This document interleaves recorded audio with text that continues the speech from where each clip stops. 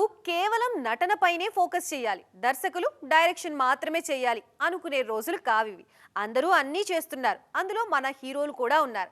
ఇన్నాళ్ళు కేవలం నటనపైనే ఫోకస్ చేసిన వాళ్ళు ఇప్పుడు పెన్ను పడుతున్నారు, నచ్చింది రాస్తున్నారు, స్క్రీన్ మీదకి తీసుకొస్తున్నారు, ఆల్ రౌండర్స్ అనిపించుకుంటున్నారు. ఎవరో రావాలి, మనకేదో చేయాలి, మన కెరీర్ని పైకి తీసుకురావాలి అని ఎదురు చూసే రోజులు పోయాయి. వాళ్ల కెరీర్ని వాళ్లే లిఫ్ట్ చేసుకుంటున్నారు మన హీరోలు. కథలు వాళ్లే రాసుకుంటున్నారు, కుదిరితే పాటలు కూడా వాళ్లే రాస్తున్నారు.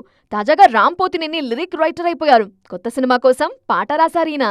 మహేష్ దర్శకత్వంలో వస్తున్న ఆంధ్రా కింగ్ తాలూకా కోసం పాట రాశారు రామ్. జూలై 18న విడుదల కానుంది ఈ పాట. ఐ లవ్ యూ అనే పదాలు లేకుండా ప్రేమ గురించి వివరిస్తూ తనలోని లిరిసిస్ట్ ని బయటకు తెచ్చారు రామ్.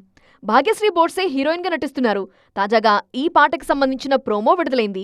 వివేక్ మార్వెన్ సంగీతం అందిస్తూ ఉండగా అనిరుద్ధ్ పాడారు. మొన్న మధ్య లైలాలో ఓ పాట రాశారు విశ్వక్ సేన్. కేవలం పాటలు మాత్రమే కాదు, ఇంకా చాలా చేస్తున్నారు మన హీరోలు.